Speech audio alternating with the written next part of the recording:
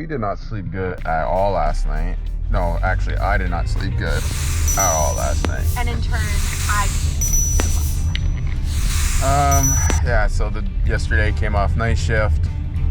I didn't sleep very long yesterday. Like I slept till maybe 1 o'clock, 1:30. But last night, I don't know, I was wide awake till like 3:30. I must have read for probably 3 hours, easily 3 hours, and still could not fall asleep. So, I don't know. It's the luxury of coming off night shift. But right now, currently, we're gonna go take the boy out for a walk. King, say hi. Hello! He's excited. We're going down to Bayfront Park. Hi, Ken.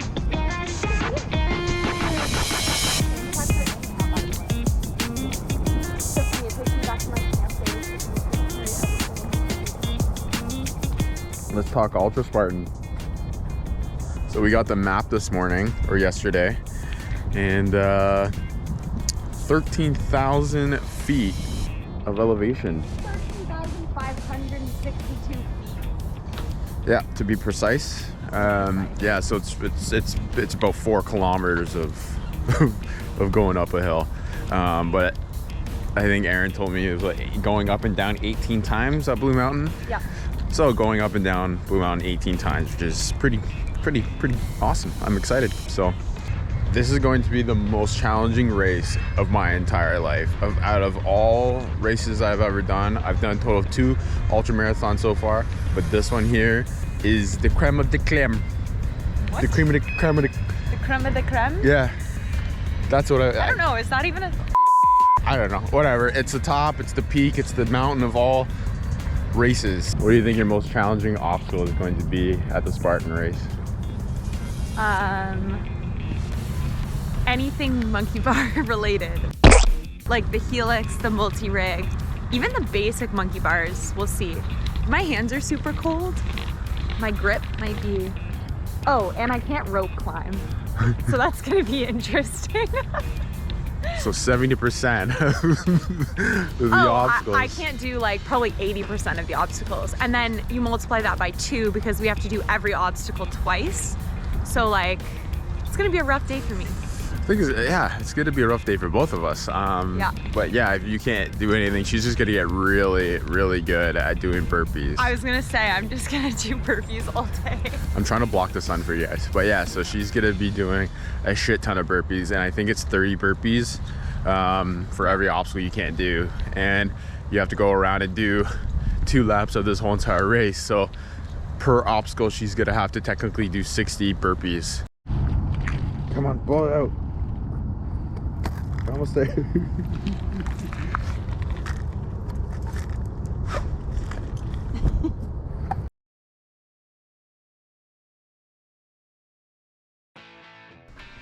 Alright guys, so today I want to talk to you guys about what we're going to be using for nutrition. Today is October 21st. Our race is on the 23rd, so we're 2 days away.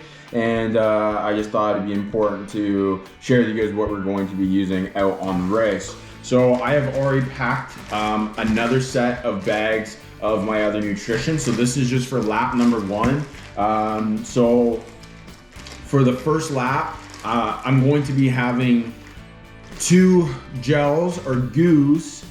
We went with goos this time instead of the Endurance Tap. Endurance Tap is just a little bit more expensive. These are like $1 off, so I ended up going with goos. I've used these before for past races, so I know that my stomach can handle them. So they are 100 calories each goo, and I'm going to have 2 of these per hour, so every 30 minutes. I have different flavors as well, just so I could change up what I'm having or the flavor that I'm having throughout each of for each hour. So that's the goos. They're going to be quick releasing, fast, and then I have some actual nutrition that is going to be a bit of a slower burn. So I'm going to be bringing 2 Cliff bars. I'm going to be eating them nice and slow, probably have one every hour and a half. And then I just have another GoGo squeeze, which is like applesauce, just something else just to kind of change it up and make me feel more satiated when I'm out there.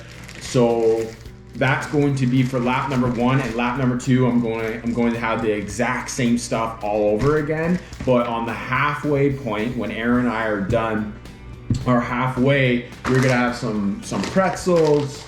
There's some wine gums, some sweet berries, and then some mini waffles bites, which I think Erin is actually going to be using on her run. For hydration, we're going to be sticking with Scratch. You've seen us use this before, and I mean, why not? It's just something that we're comfortable using. I haven't had any bad reactions from it, so. And then also we're gonna make some bone broth. This is one of Erin's ideas. I didn't even think of this, so something nice and warm. So it is going to be a cold race. So I think it's gonna be about 8 degrees, and it's potentially going to be raining. So bone broth is a good idea. Warm that up, have it in the thermos, and then Erin's nutrition plan is going to be a bit different than mine. So why don't you share what you got going on? I think the biggest thing is don't do anything new on race day.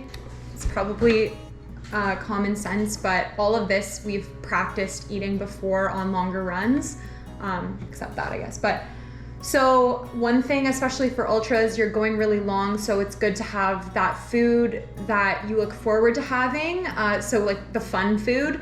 So for me, obviously I have my nutrition, and then we kind of have our fun food for halfway. I don't digest gels super well, so a lot of what I'm gonna be having is solid. I'm having 2 endurance taps. These fruit chews or any sort of gummy is really good for anyone who doesn't digest gels super well. We're also trying out, I know I just said don't try anything new on race day, but there's this endurance butter, which is peanut butter, chocolate, and honey. And it's a mix of proteins and fats as well as carbs. So again, that's like more of a slower releasing type of nutrition. And another thing I'm doing, since it's gonna be a cold race, is I'm gonna bake these little baby potatoes and then put some salt on them. Not some, like a lot of salt, and then put it in this thermos. So when we get halfway, we can take one out, have like a little baked potato with salt. And I've seen a lot of people do that with ultras, and it's gonna be nice to just have something warm halfway. And then what else did I want to say? Yeah, that's pretty much it. So I have done 10 OCRs and I've done 2 ultra marathons, and what I've come to learn, that gear is super important. So depending on the race, like if you're doing an ultra marathon, I strictly just wear shorts. If you're doing an OCR, I would highly recommend either super long socks with shorts or compression pants. So I personally like to wear the 2XU compression pants. I think these are called MC somethings. But yeah, these are my favorite thing to wear when I'm doing long distance OCR stuff, just because you got rope climbs, you're going to be on your hands and knees, right? So anything that's going to give you an extra layer of protection is super important. And also having the drawstring, make sure you have a drawstring, because you don't want, the mud and the water pulling down your pants. But yeah, 2XU socks, I'm going to be throwing these on over top as well as an extra layer. I will have an extra pair of socks just in general for when I come around for my second lap. If I feel like I need to change my socks, I will. I'm rocking these Saucony Peregrines. I think these ones are what they're called. So I only have one pair, so they filter out the water really well, and I've been wearing them now for a couple months, so I'm going to stick to what I know. So I'm going to have 2 headbands on me. At any Spartan race, they do give you headbands, but I'll have these on me just in case if my ears start to get cold. It's supposed to be a cold race, so I just want to have that on my gear just in case. So they'll be in a little plastic baggie. 2 pairs of gloves. So I will keep 1 pair of gloves on me throughout the whole entire first lap, and then if I feel like I need to switch on the second lap, I'll have an extra pair just in case. Having 2 pairs of everything is super important. It's nice that it's a 25-kilometer loop, so every time I come back around, I could always change out what I need to switch out. I'm going to have 1 arm sleeve. I favor my right arm a lot when I am climbing over walls and stuff like that, and then also it's gonna just be extra protection when you are crawling on your elbows when you're going underneath the barbed wire and stuff like that as well. I'm gonna bring 2 shirts.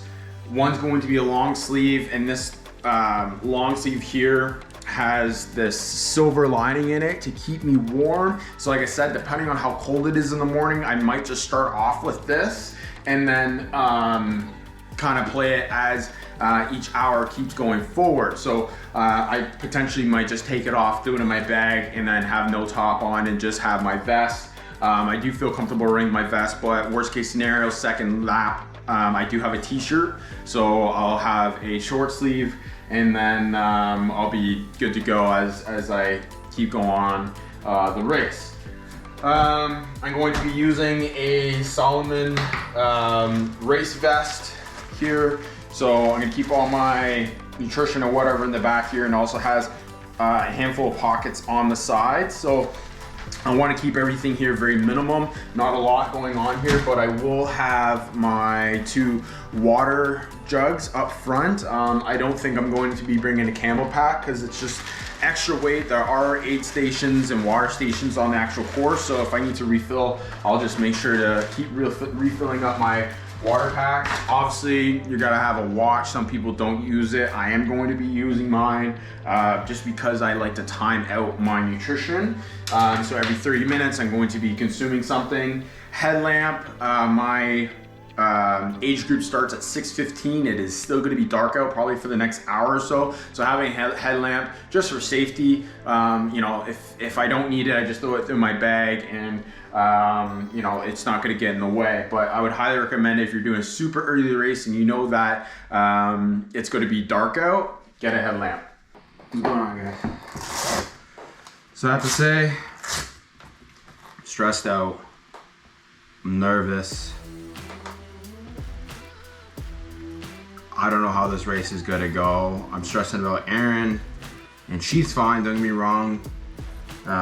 It's just she's got a certain kind of shoe. She's got a Gore-Tex shoe, and she's adding different things to her feet.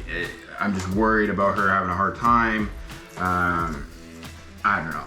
I'm feeling sore today. Like I said, it's Thursday, so we're 2 days out from the race.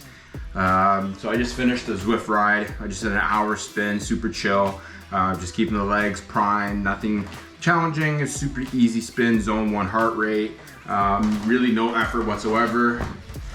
I don't know. I just can't sit around. I need to do something so I'm not losing my mind. And yeah, I don't know, man. Like, I'm nervous. This is the, you know, probably 5th time you guys are gonna hear me say this, but this is going to be the hardest race I've ever done.